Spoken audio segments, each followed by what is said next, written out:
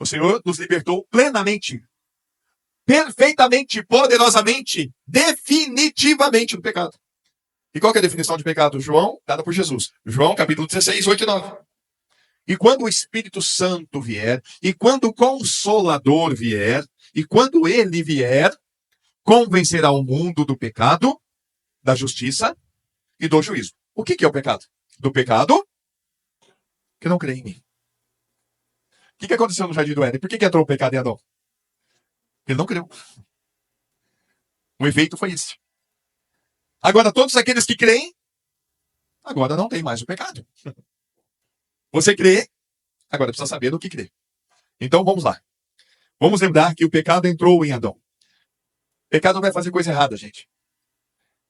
Às vezes, nós mesmos podemos ter ainda essa tradição de achar que as nossas atitudes, quando não são boas, a gente pode falar, mas isso aqui é pecado. Mas você pecou.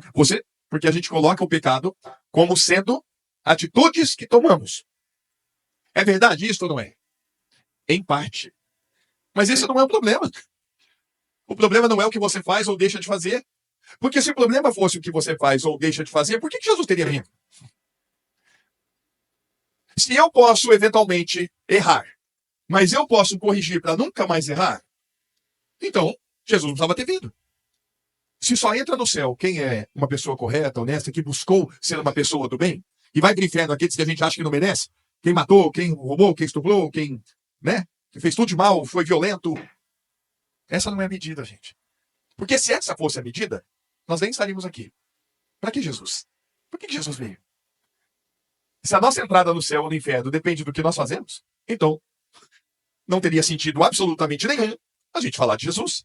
Jesus, na verdade, nem precisava ter vindo. Por que Deus permitiria que o filho dele morresse de uma forma tão horrenda na cruz? Por quê?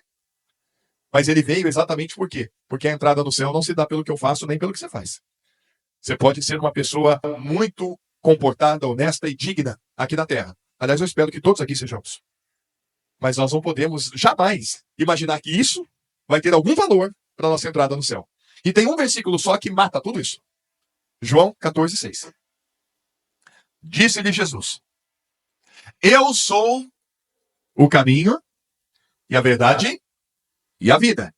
Ninguém, vou falar de novo, ninguém vem ao Pai senão por mim. Ele é o caminho. Então só vai para o céu quem está em Cristo e Cristo está nele. Esse é o grande mistério, né? Que esteve oculto. Qual que é o grande mistério? É Cristo em vós. Cristo habitando em você.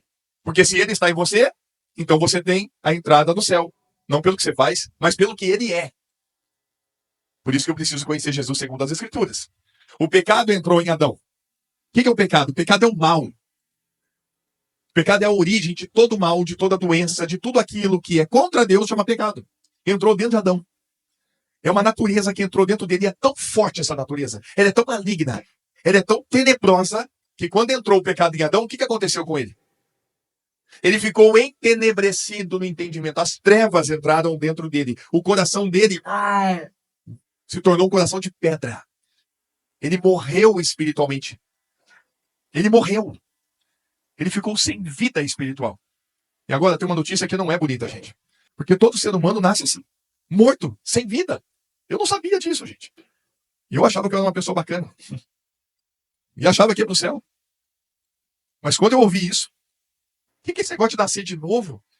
Nova criatura? Eu nunca ouvi falar disso. O que é isso? O que é esse negócio de pecado? E a hora que abre-se as Escrituras e mostra Efésios capítulo 2, verso 1. Olha lá. Ele vos deu vida, estando vós mortos em ofensas e pecados. Eu falei, então quer dizer que eu estou morto? Eu não tenho vida? Não, não tem. Você tem vida biológica. Tá tudo bem, mas vida espiritual eu não tenho. E foi aí que eu comecei a buscar isso. Falei, então eu quero saber como é que eu faço para ter vida. Tem que nascer de novo. Jesus falou em João 3,3. Disse-lhe Jesus, em verdade eu te digo, que aquele que não nasceu de novo, não pode ver o reino de Deus, não pode entrar no reino de Deus. Mas na hora do velório, na hora dali, que nós estamos ali, qual que é a ideia que muitos têm ali naquele momento? Descansou. Ele descansou. Né? E agora está lá no céu. Essa é uma ideia que está muito arraigada dentro de todos os seres humanos. É um trabalho que foi muito bem feito pelo pai da mentira. Porque a gente sabe que não existe descanso fora de Cristo, meu amado. O Senhor mesmo declarou assim: vinde a mim, todos os que estão cansados e oprimidos, eu vos aliviarei. Tomai sobre vós a minha cruz e aprenda de mim que sou manso e humilde de coração, e vocês vão encontrar descanso para as vossas almas. Então, quando chega o fim da vida, não é o descanso. O descanso tem que ter antes. Tem que nascer de novo para estar descansado. E muitas das pessoas, a grande maioria, coloca a pessoa no céu, independente de qualquer coisa.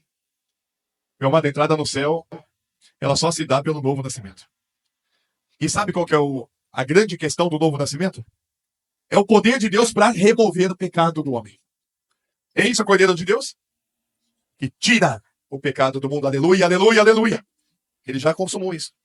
Como que ele fez isso? Jesus, quando foi levantado daquela cruz, ele prometeu em João 12:32. E eu, quanto for levantado da terra, todos levarei comigo, todos atrairei a mim. Nós fomos atraídos por Jesus quando ele foi levantado naquela cruz.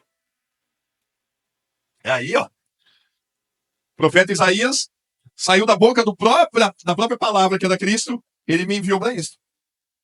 Para colocar em liberdade aos presos. Quando nós lemos, por exemplo, Romanos, no capítulo 6, versículo 6, está lá se cumprindo o seu voto, está lá. Sabendo isto, que o nosso homem velho foi com ele crucificado, para que o corpo do pecado seja destruído ou desfeito, para que não sirvamos ao pecado como escravos. Escravos é que a gente lembra sempre de uma cena de escravo, em corrente, preso. Mas ele veio para livrar, libertar. Olha o versículo seguinte. Porquanto quem morreu, ou aquele que está morto, está justificado, liberto do pecado. Ora, se já morremos com Cristo, cremos que também com ele viveremos. Nós estamos aqui para celebrar Jesus hoje. A ceia é a celebração da morte de Jesus.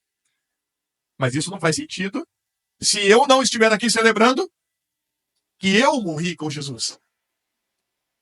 Eu morri com Jesus. Jesus morreu, morreu. E eu também morri. Aí faz todo sentido. É aí que nós celebramos. Ô, morte libertadora. E ainda, eu gosto sempre de mostrar o versículo 4, vocês sabem, que mostra ainda, ó, de sorte que nós fomos sepultados com ele. Jesus foi para a sepultura, nós fomos com ele. Acabou a velha vida. Aleluia. Acabou a velha vida. Ao terceiro dia, Efésios capítulo 2, verso 6 se cumpre. E juntamente nos ressuscitou, juntamente com ele. Ou seja, novo nascimento, o que é? É quando você crê que você morreu com Jesus e ressuscitou juntamente com Jesus. Ou foi ressuscitado juntamente com Jesus. Acabou a velha vida, começou a nova. Morreu e foi sepultado pecador. Foi ressuscitado quem? Foi ressuscitado santo. Santo, que é uma palavra que, infelizmente, tem uma compreensão equivocada de muitas pessoas. Porque eu vou dizer o que santo não é. Santo não é perfeito. E é esse o problema de muitas pessoas. Ah, não tem ninguém santo. Tem sim, eu sou santo. E todo aquele que está em Cristo aqui é santo. E eu vou dizer para vocês, eu não sou perfeito. Aliás, estou longe disso. Longe disso. Tenho muitas falhas, muitos. Mas Deus me ama e ama você. E tem mexido em nós, tem santificado a todos nós. Tem trabalhado na nossa vida para que a gente viva cada vez mais de forma digna aqui na terra. Para a glória dele.